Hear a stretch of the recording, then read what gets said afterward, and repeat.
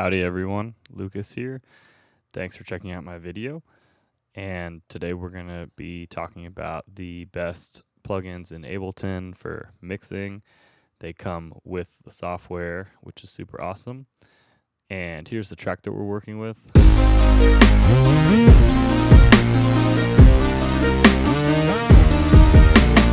Cool, so I'm just going to jump right into this. The first thing that I would do that I'm hearing is we need these synths to duck when the kick hits. So for that, I'm going to use the compressor. There's a lot of different plugins that you could use for this task, but the included compressor in Ableton's very good. And we're going to start with that and see how it sounds. So I loaded a compressor here. To enable sidechain, you press this button, hit sidechain, and we're going to do audio input from my drums. And then in the next drop down, we're going to do it from kick. And we can do it post effects. So that'll sound like, well, actually that's not even going to do anything, but I'll show you how to dial this in. You can switch views here. We're going to use this view for now. So I cranked the ratio up, and let's mess with this dial.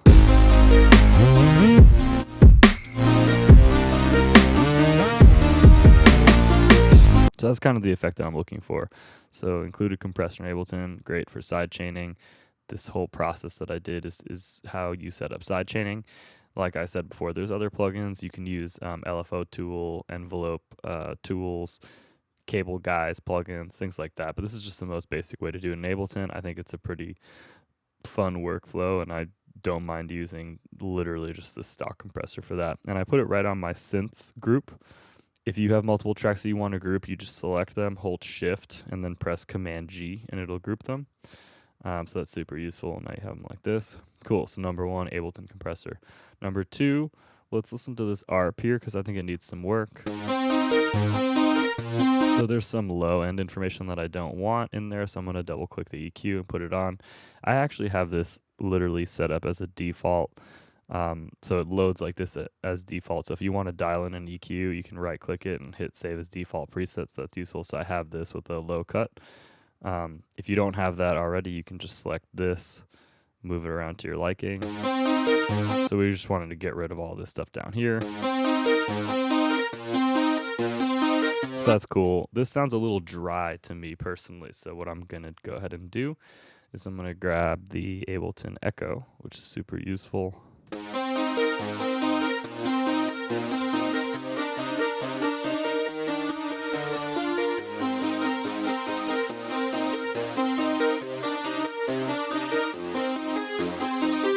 This plugin has a lot of parameters, which will maybe be a little bit outside the scope of this video, but you should mess with the Echo. It's super useful for any instruments.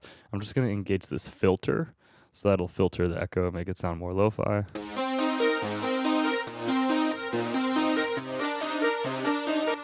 And also I'm going to turn up this reverb a little.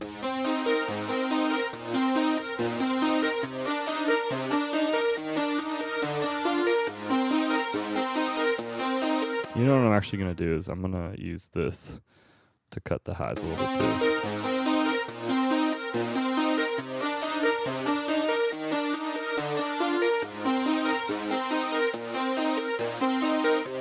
Cool. And then I'm going to hold Shift, click both of them, hit Command G to group this as an effect rack. So now I can hear, there's some buttons here. We'll discuss all that in greater detail in another video, but now you can turn off everything all at once. So that's really useful. So we can A/B what we did with those two plugins and see if it sounds better, which is important.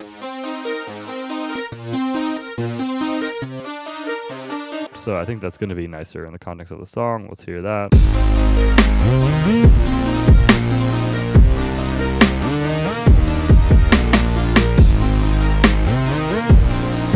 Alright, now the next thing that's really sticking out to me are these drums. Just for the purpose of this video, I'm only going to mess with the effects on the group. I muted all the effects that I had originally in the song. So check this out. The first thing that I would probably do to this is it's a little loud, and I think it needs some color. So I'm just going to straight up put Saturator and Glue compressor. Show you how these work. These two plugins are very important to me in Ableton. They're just fantastic. So I have these set to kind of like default settings, but let me just mess with the saturator first. So this drop down has a bunch of different options. Obviously, we'll just use analog clip for now. When you increase the drive, unfortunately, you have to also compensate with the output. So I'm going to lower the output.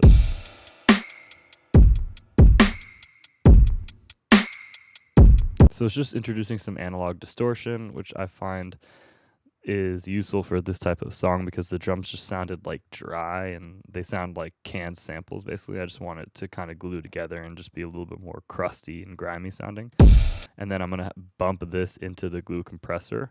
So I'll show you how this works real quick. So I'm going to turn these to 0. It should load up to 0. Actually, it would probably by default would load up like this. Like I said, I use these save default presets a lot for all my plugins, so I have less work to do. But this is what it would probably sound like. As you bring this threshold down, it'll engage the compressor, and then you can just add makeup gain. And then the first thing I would do is actually make this attack slow. So this way is going to be slow, and this way is going to be fast. So we want fast release, slow attack. That way it lets the hit of the drum in and then slams the compressor on it a little bit after, so you get a lot of attack. You get a very pronounced drum hit.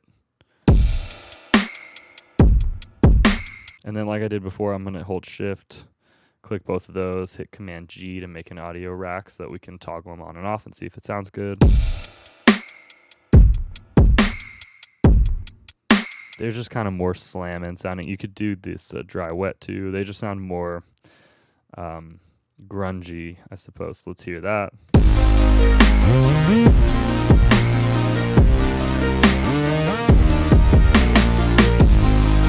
Probably overcooked it, so I'm just going to back all this stuff down, and I don't want it to be so loud either.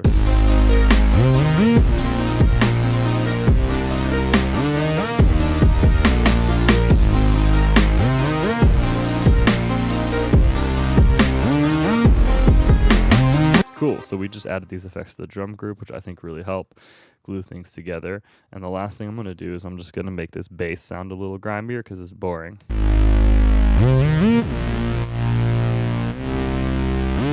There's already some effects printed into this, so I used an outboard keyboard, or my virus more specifically, to record that, I think. But so I just want this to stand out a little bit more, so we'll throw on a saturator.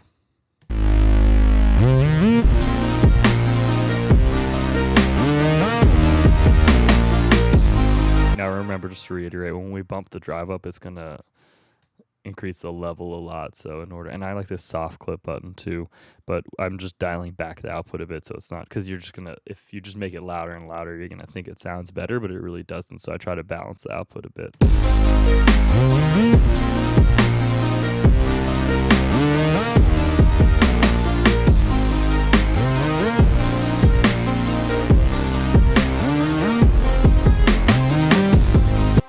So that sounds pretty solid. So just to recap, I went through a couple of plugins that I use a lot in Ableton for mixing. So number 1 is the compressor.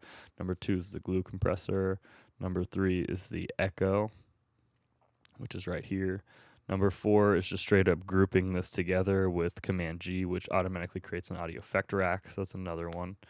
I didn't touch on the auto filter, which is a super useful one too. So let's throw it on this bass and see what it sounds like. Actually, let's throw it on the whole instrumental. Sorry about that. So I put it on the bass, but I actually want it here. Let's see what this sounds like.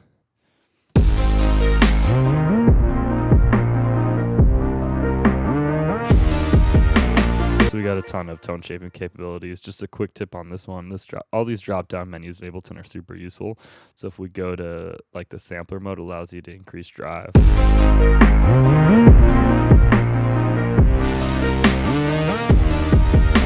And occasionally I'll even create 2 of these and just have one like this to do DJ effects. So I may just automate that as this goes on.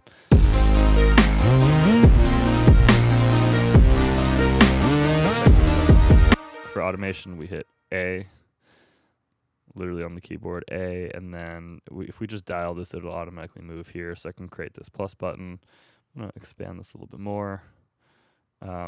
we just want this to have like a DJ swell here at the end. So that'll sound like this.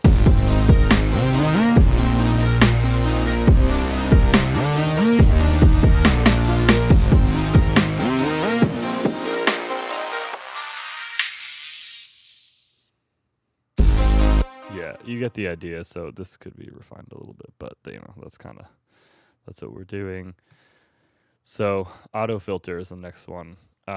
Just off the top of my head, if you were curious about like super awesome. Oh, and also we talked about the EQ.